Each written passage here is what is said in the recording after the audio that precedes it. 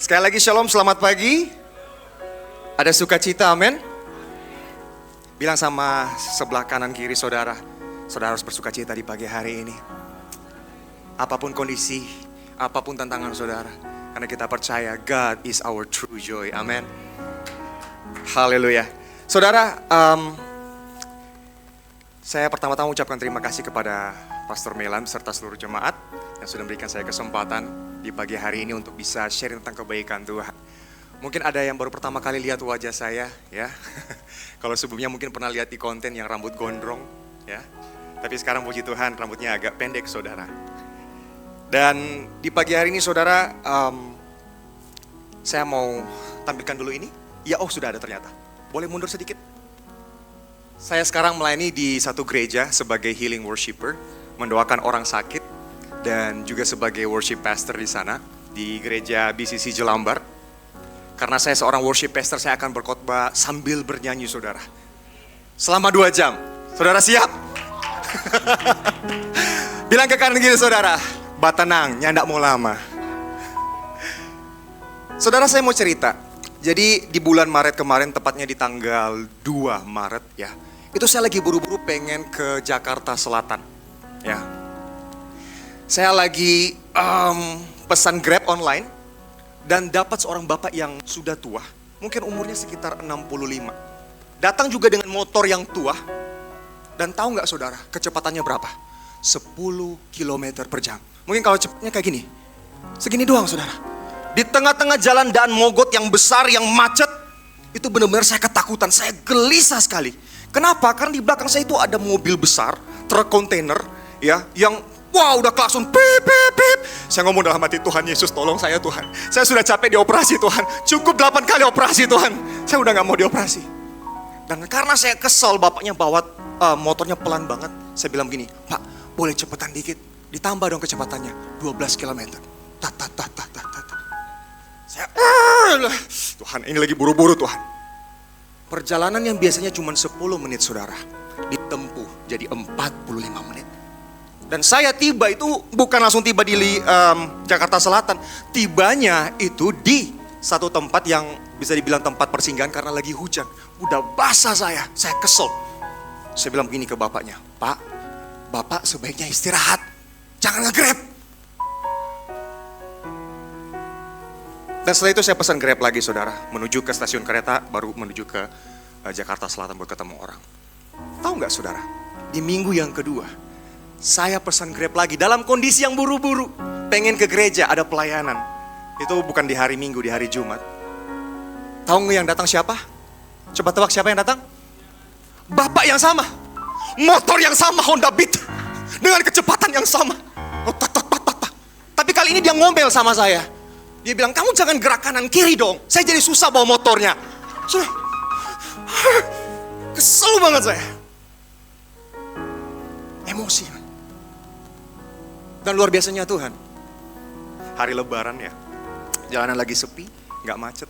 Saya pesan lagi Grab, mau ujian waktu itu dari APTS, ada ujian pastoral counseling. Saya dalam kondisi gak buru-buru, lagi tenang karena jalan sepi. Saya pesan lagi, tebak siapa yang datang? Bapak yang sama. Saya heran lah, Tuhan, bapak yang sama, motor yang sama, kecepatan yang sama, cuma satu bedanya. Dia gak ingat siapa saya, tapi saya ingat siapa dia. Saya bilang, Tuhan Yesus, halo Tuhan, benar-benar Tuhan, ulangi lagi, diulang lagi. Dan saat itu Roh Kudus ngomong sama saya, Alfa, aku gak lagi ngerjain perjalanan kamu, tapi aku lagi benerin hati kamu. Hati aku dipulihkan saat itu saudara. Dan saya langsung teringat kisah Petrus. Berapa kali dia menyangkal Tuhan Yesus? Berapa kali saudara? 3 kali. Dan 3 kali Tuhan Yesus menanyakan dia soal kasih. Saya mau katakan sama saudara, kadang Tuhan izinkan kita ngalamin pengulangan. Dan pengulangan itu adalah pemulihan. Bukan untuk menghukum kita. Bukan untuk menghancurkan hati kita, membuat kita makin kesal. Tapi justru untuk menyembuhkan hati kita yang belum beres. So di pagi hari ini saudara, saya akan banyak bahas soal Petrus, murid yang gagal, murid yang hancur. That's why I entitled my sermon, boleh next? F3 bukan F4 ya. From failure to fire. Dari kegagalan menuju apinya Tuhan. Saudara, kita mau flashback sedikit ya, di adegan penyangkalannya Petrus. Boleh tampilkan ayatnya? Lukas 22 ayat 54 sampai 62. Tapi saya tampilkan yang bagian awal aja. Perhatikan di sini. Ketika Tuhan Yesus ditangkap, lalu dia digiring ke rumah imam. Apa yang Petrus lakukan? Petrus mengikut dari jauh. Jaraknya jauh, bahasa Inggrisnya safe distance. Kalau saudara membaca versi translationnya. Ini artinya apa? Petrus yang dulu dekat dengan Tuhan, OD, orang dalam, murid inti, menyaksikan mujizat Tuhan Yesus. Bahkan dia pernah berjalan bersama dengan Yesus. Bahkan dia pernah berkata dalam Markus 14 ayat 29, kalau semua orang meninggalkan engkau, aku tidak akan pernah guru. Tapi lihat ini, ironisnya, orang yang bicara keras soal kesetiaan, tapi di malam itu dia mengikuti Yesus dari jauh. Ini bukan cuma soal jarak kaki atau distance langkah, tapi ini bicara soal jarak hati. Dan saya mau bilang sama saudara, seringkali kejatuhan rohani bukan karena ada dosa besar, tetapi dimulai dari hati yang perlahan-lahan menjauh. Dari doa yang gak dijawab sama Tuhan berulang kali. Yes, masih ke gereja, masih melayani, ya. Tapi itu rutinitas. Udah jarang doa, udah jarang baca firman. Dalam penyembahan gak kayak dulu, sudah dingin dalam penyembahan. Mungkin kalau dia nyanyi lagu, bersuka dalam Tuhan. Atau kadang cuma humming. Tapi dulu waktu diberkati sama Tuhan, aku diberkati, aku dilimpahi. Semangat, antusias. Tapi ketika masalah datang lagi, pergumulan berulang kali datang, mulai dingin dalam penyembahan. Dan seringkali saudara, penyangkalan itu dimulai ketika hati kita mulai jauh dari Tuhan. Dan ini yang Petrus alami. Ketika dia berada di sana, di malam itu, dia menyangkal Yesus. Kenapa? Ketika dia makin ditekan. 1 kali, 2 kali, 3 kali. Dan Alkitab mencatat apa? Ayam berkokok. Setelah itu boleh next. Ini pandangan Tuhan Yesus. Gak ada kata-kata amarah, gak ada kata-kata penghakiman. Hanya satu pandangan kasih. Tapi justru lewat pandangan ini saudara, hati Petrus hancur sejadi-jadinya. Dia keluar dan dia menangis begitu kencang.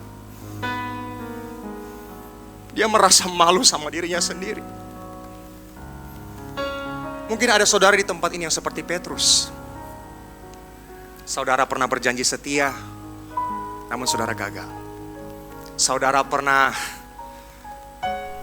dekat dengan Tuhan, pelayanan dulu semangat sekali. Tapi sekarang saudara merasa jauh. Dengar baik saudara, kalau Tuhan Yesus belum selesai dengan Petrus, Tuhan Yesus juga belum selesai dengan hidup saudara. Amin. So di pagi hari ini kita akan belajar bagaimana Tuhan Yesus membawa Petrus dari kegagalan menuju apinya Tuhan. From failure to fire. Tapi sebelum itu mari kita baca ayatnya secara bergantian dalam Yohanes 21 ayat 15 sampai ayat yang ke-19. Bagi yang merasa dirinya pria, ya, akan baca ayat yang ganjil dengan suara yang lantang. Dan bagi wanita akan membaca ayat yang genap. Oke, saudara siap? Dalam hitungan 3, 2, 1. Sesudah sarapan, Yesus berkata,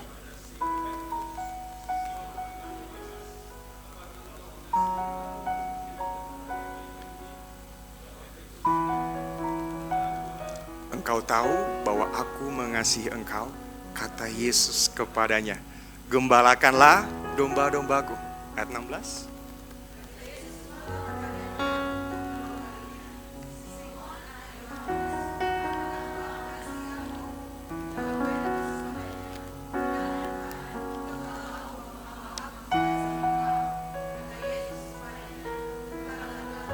Next. Kata Yesus kepadanya untuk ketiga kalinya, Simon anak Yohanes, apakah engkau mengasihi aku? Maka sedih hati Petrus karena Yesus berkata untuk ketiga kalinya, apakah engkau mengasihi aku? Dan ia berkata kepadanya, Tuhan, engkau tahu segala sesuatu.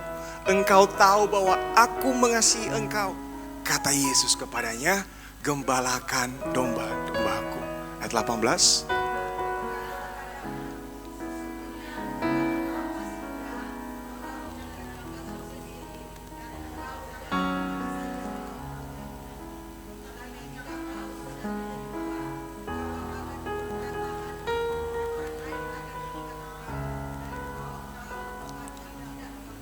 Sama-sama ayat 19, 3, 2, 1. Dan hal ini dikatakannya untuk menyatakan bagaimana Petrus akan mati dan memuliakan Allah.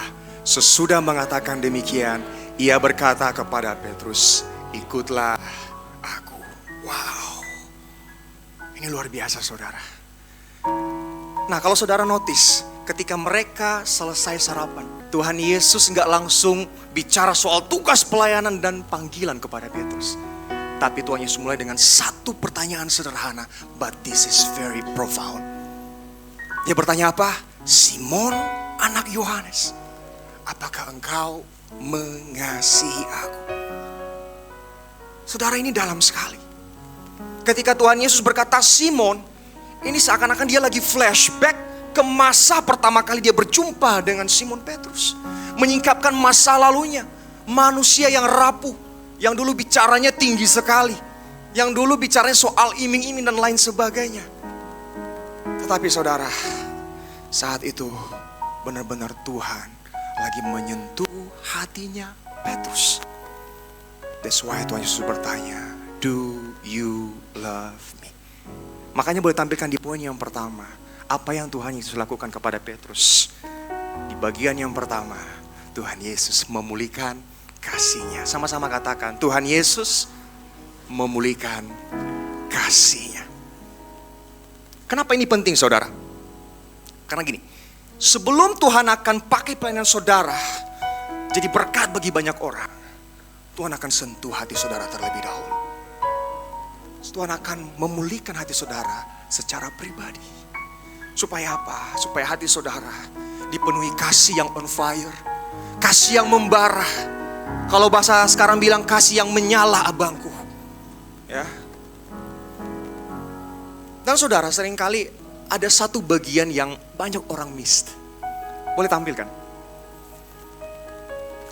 Api arang. Ya, karena saya suka dunia acting saudara ya. Dulu main film juga, walaupun belum sampai ke depan layar lebar. Tapi saya suka dengan detail-detail dalam dunia perfilman. Dari settingnya, audiensnya siapa, bahkan dekornya seperti apa.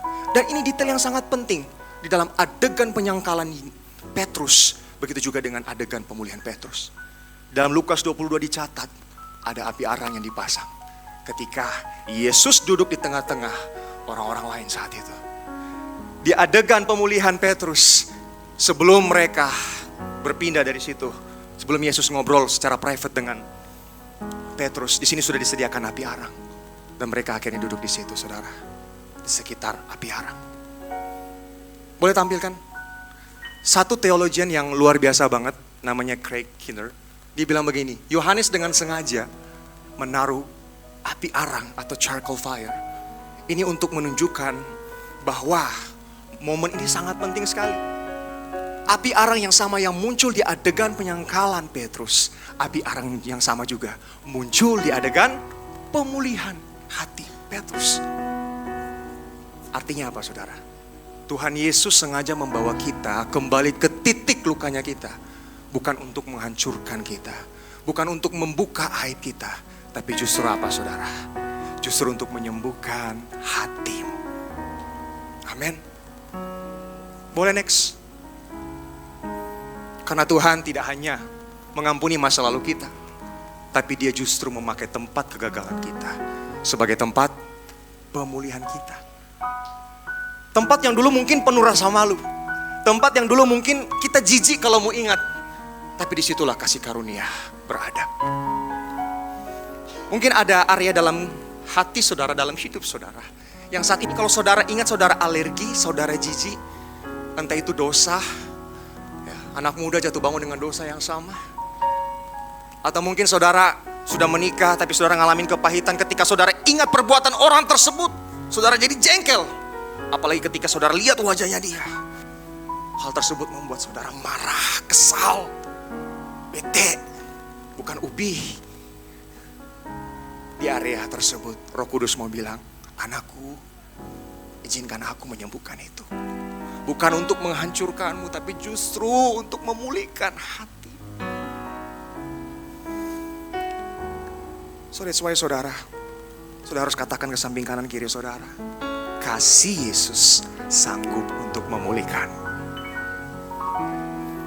Amen. Yes, kita lanjut saudara. Nah, di dalam teks tadi yang sudah kita baca, ada dua kata yang sering muncul. Kata pertama yang namanya agape, itu adalah kasih yang total, kasih Tuhan kepada kita. Kata yang kedua adalah phileo, kasih kepada saudara atau kepada sahabat kita. Menariknya Tuhan Yesus bertanya dengan kata agape di ayat 15 dan 16. Simon, apakah engkau mengasihi aku? Apakah engkau agape aku? Respon Simon atau Petrus apa? Aku phileo engkau. Ayat 16 sama. Tetapi di ayat 17, perhatikan baik-baik. Tuhan Yesus mengubah katanya, gak pakai agape lagi. Tapi dia pakai kata apa? Phileo. Simon, apakah engkau phileo aku? Petrus menjawab, yes Tuhan, aku phileo engkau. Kenapa Tuhan Yesus rela turun dengan bahasa kasih yang sama? Boleh next. Karena Yesus gak nunggu kita punya kasih yang sempurna untuk bisa memanggil kita kembali sama dia. Tapi Yesus rela turun ke level kegagalan kita supaya apa? Dia membawa kita naik ke level apinya dia. Boleh kasih tepuk tangan yang terbaik buat Tuhan Yesus.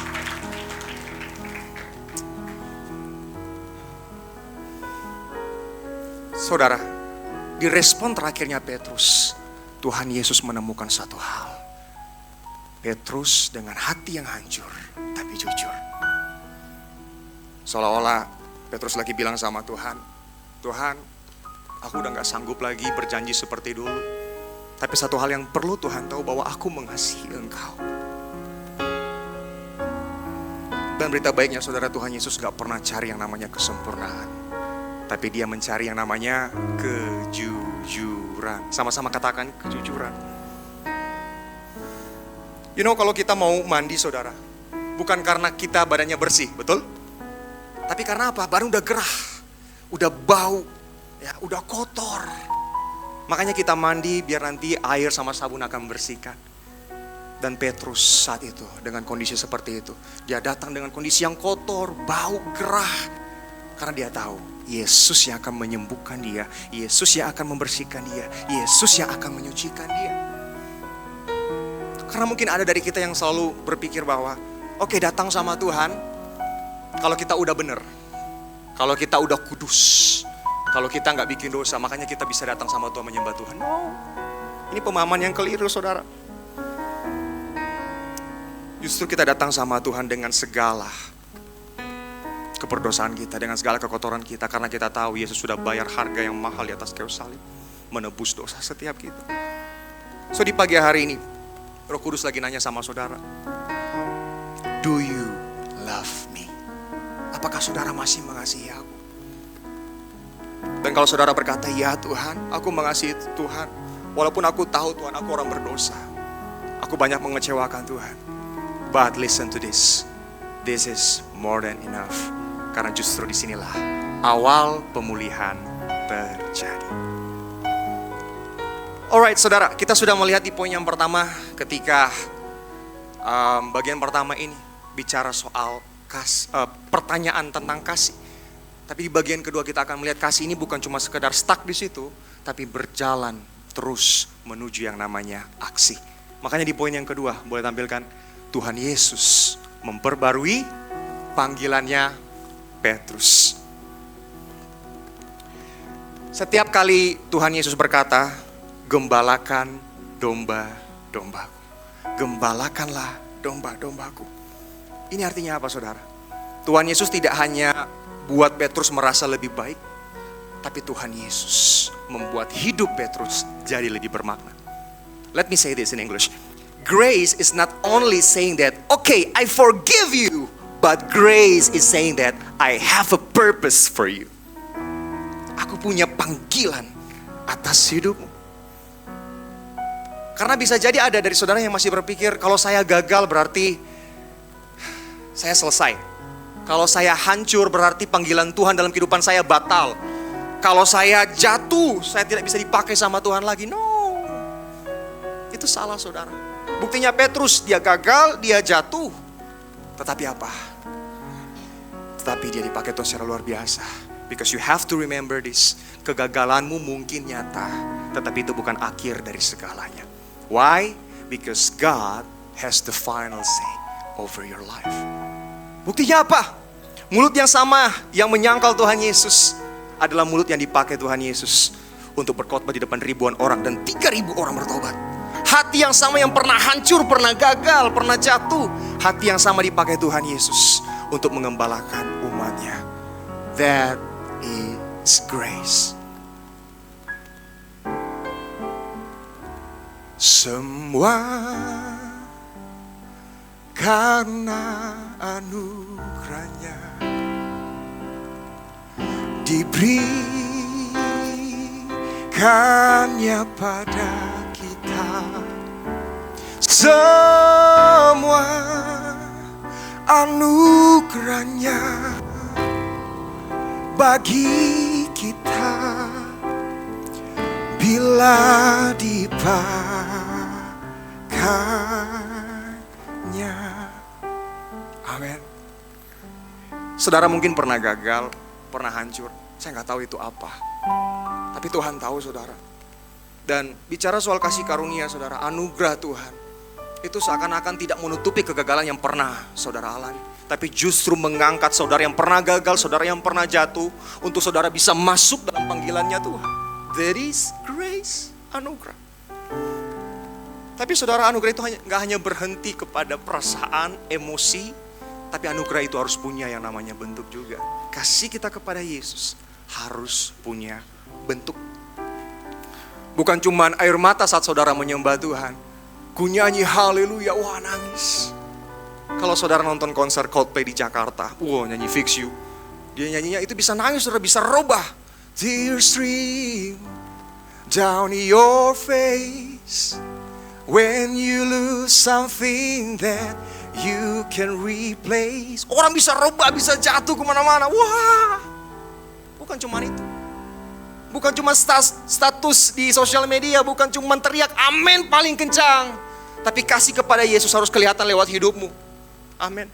Kalau saudara seorang ayah, kasih itu harus kelihatan bagaimana saudara mendidik anak saudara. Bukan dengan tindak kekerasan, tapi dengan firman Tuhan.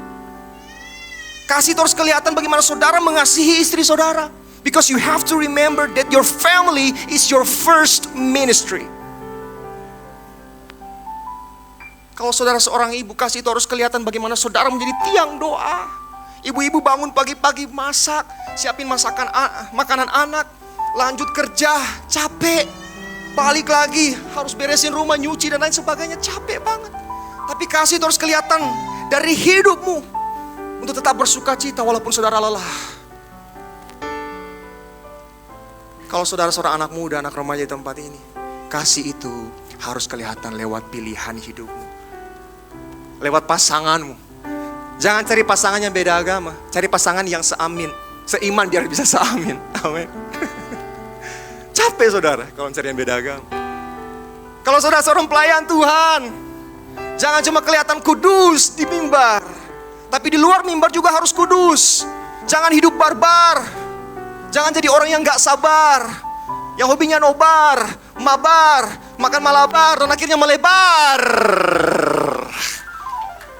Saya jadi ingat satu hal saudara. Ada orang yang pernah bilang sama saya gini, Pak, saya benar dong. Lah, benar gimana? Saya kan sekarang ini melebar, ini alkitabiah. Maksudnya, kan tubuh kita ini apa? Bait Allah. Oh iya benar kan, bait Allah. Dan yang saya lakukan sekarang adalah memperlebar bait Allah. Alkitabiah dong. Nggak gitu juga, gitu juga Bambang, salah Bambang. Tapi tenang, Tuhan Yesus tetap mengasihi saudara. Ini agak clear ya. Alright saudara, sorry ini karena rambutnya bermasalah saya harus pakai topi sedikit saudara.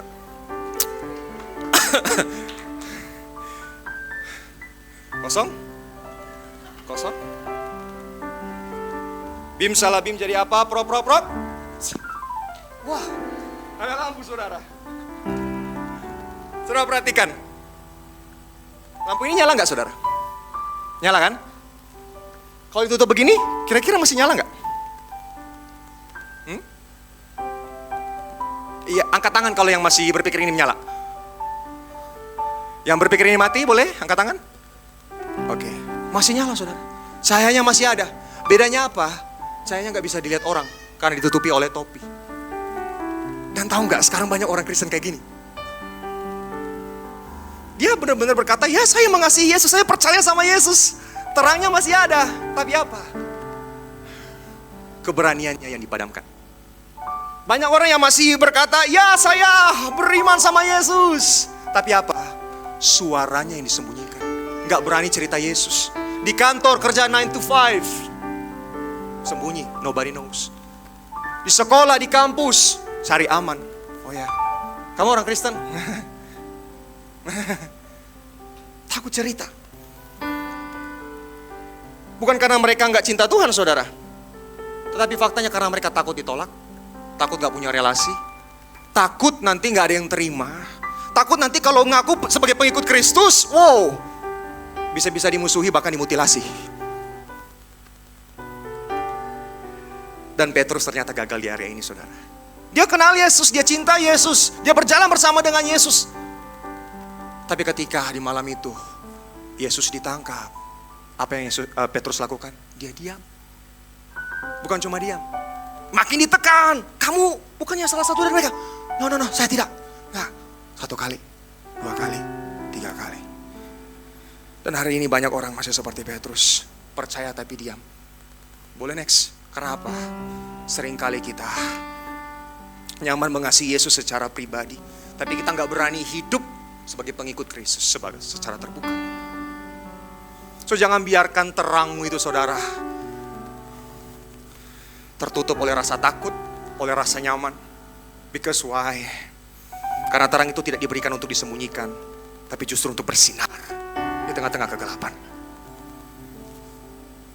Dan luar biasanya Tuhan Yesus, dia tidak hanya memulihkan emosinya Petrus ketika dia gagal, tapi dia memulihkan identitas dan panggilannya.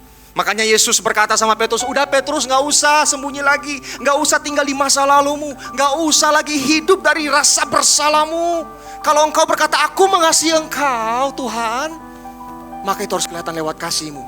Sesuai Tuhan Yesus berkata, gembalakan domba-dombaku.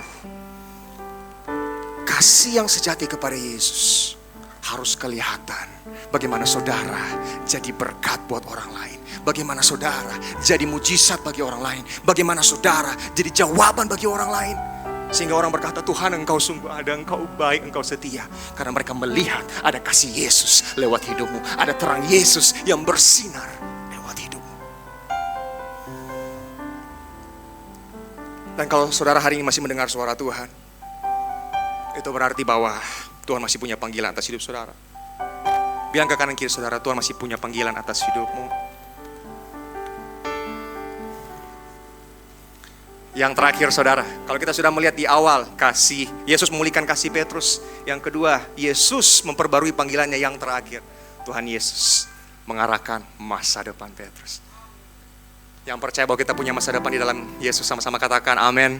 Lebih kencang lagi buat Tuhan. Haleluya. Saudara perhatikan di ayat 18-19 boleh tampilkan. Ya, di ayat 18 bicara Petrus dulunya sembrono, semau gue. Kayak Alfa juga begitu di Jakarta dulu. Datang sembrono semuanya gue, kehendak gue pengen terkenal, pengen dilihat banyak orang. Tetapi di ayat 18 ini dikatakan, akhirnya Petrus doing total submission. Penyerahan yang total, yang all out buat Tuhan. Sehingga ayat 19 ini, di akhir hidup Petrus, akhirnya dia memuliakan Tuhan. Dengan cara apa? Sampai akhir hidupnya, dia rela jadi martir. Disalib Bukan menghadap ke atas saudara seperti Yesus, tapi terbalik.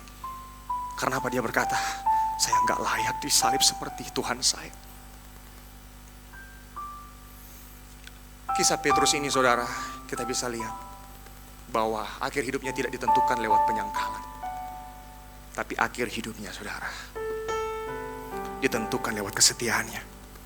Finish well.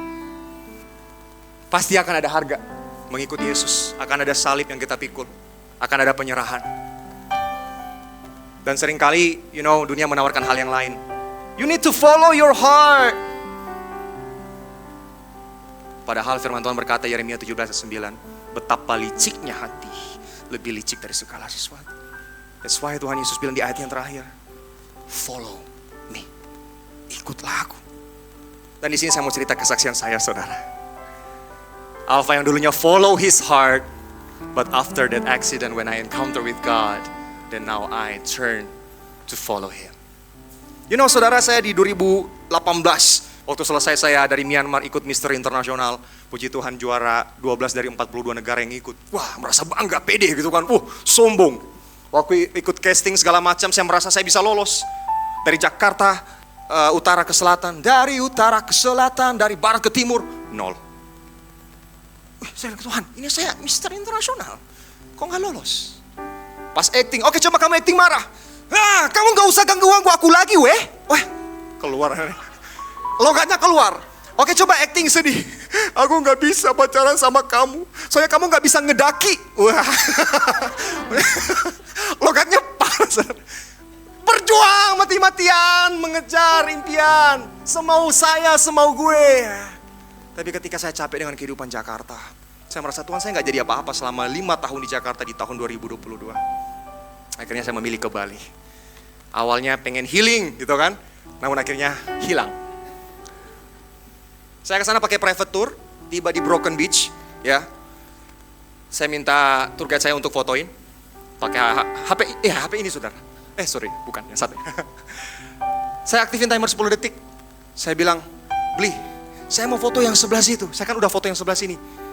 Yang sebelah situ dengan gaya yoga handstand, tangan di bawah, kaki di atas. Wah. Dan ini bukan pertama kali saudara saya foto seperti itu, sudah sering. Saya kasih HP-nya ke Bli. Dia pencet, itu flashlight-nya nyala kan. 10, 9, 8, 7, 6, 5. Hitungan kelima, tangan saya sudah di bawah, kaki saya sudah di atas. Tapi tiba-tiba ada angin kencang. Saya hilang keseimbangan saudara, anggaplah ini jurang. Saya berusaha untuk berdiri, yang jaraknya 5 meter, saya pikir awalnya ternyata itu cuma 2 meter saudara. Saya berusaha untuk berdiri, mundur. Yang saya pikir masih pijakan, masih ada tanah, ternyata rumput yang memanjang ke arah jurang. Dan akhirnya saya salto ke belakang. Saya cuma ngomong dalam hati, Tuhan Yesus tolong, Tuhan Yesus tolong. Saya jatuh gak sampai 5 detik saudara, begitu cepat. Dan saya landing dengan kaki kanan saya ini, jatuh di batu karang yang ada air selutut. Kaki kanan ini landing dan telapaknya langsung ngadap ke atas. Badan saya miring ke kiri, boleh tampilkan fotonya. Ini, di karang ini. Dan saya, badannya ke kiri, saya cover dada sama kepala saya pakai lengan kiri ini. Saya ditarik sama ombak yang saat itu menabrak badan saya. Saya ditarik ke bagian lebih dalam, diombang-ambingkan. Saya ngelihat pasir masuk ke sini, tulang saya keluar, karang masuk. Saya bilang, Tuhan Yesus tolong, Tuhan tolong, kasih saya kesempatan kedua untuk hidup. Tuhan tolong, Tuhan saya pengen bertobat, Tuhan tolong, Tuhan. Benar-benar ketakutan, benar-benar kacau saat itu. Saya bilang, tolong Tuhan, tolong. Tahu gak saudara, saya bisa tahan nafas di dalam air gak sampai 1 menit dengan kondisi sehat. Bagaimana saya bisa bertahan kurang lebih 20 menit dengan kondisi gelombang yang begitu besar, rasa takut dengan kondisi tulang udah hancur. Tapi saya percaya saat itu ada tangan Tuhan yang sementara menopang saya. Sehingga apa saudara, gak sampai 20 menit saya dengar suara yang ngomong kencang banget di telinga kiri saya, bilang, be still, tenanglah. Saya tahu itu suara Tuhan yang berikan ketenangan, sehingga akhirnya saya berenang dengan tangan kanan saya.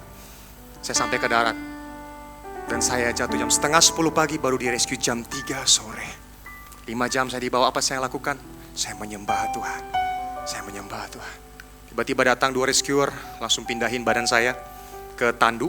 Tapi karena kaki saya panjang saudara, ya, Akhirnya mereka bawa saya ke bagian yang lebih pendek, kurang lebih 25 meter. Dan saat mereka bilang tarik, di atas itu ada 15 orang yang siap untuk tarik. Saudara pernah lihat tarik tambang kan? 1, 2, seperti itu. Dan tahu gak saudara, kaki yang hampir putus ini nyangkut di tebing. Sampai akhirnya bilang, aduh kita pegang kaki, itu benar-benar sakit sekali saudara. Maaf saya tahan kencing karena saking kesakitannya. Dan akhirnya mereka dengar saya teriak dari atas, mereka langsung bilang, kendorin. Pas dikendorin, masuk lagi dengan kondisi badan begini, gak bisa gerak apa-apa. Cuma ngomong dalam hati, Tuhan Yesus mau mati di rescue kita kalau begini. Tapi dahsyatnya Tuhan, akhirnya setelah drama itu 1,5 jam, saya sampai ke atas. Dan saya telah melewati 8 kali operasi saudara. Tapi dari apa yang saya alami tadi, saya bersyukur banget Tuhan masih kasih saya kesempatan kedua. Saya walaupun pernah ngalamin jatuh ke jurang, tapi saya mau katakan demikian. Boleh tampilkan next. Seberapapun dalamnya jurang yang tempatmu terjatuh, tangan Tuhan masih jauh lebih dalam untuk menopangmu. Amin.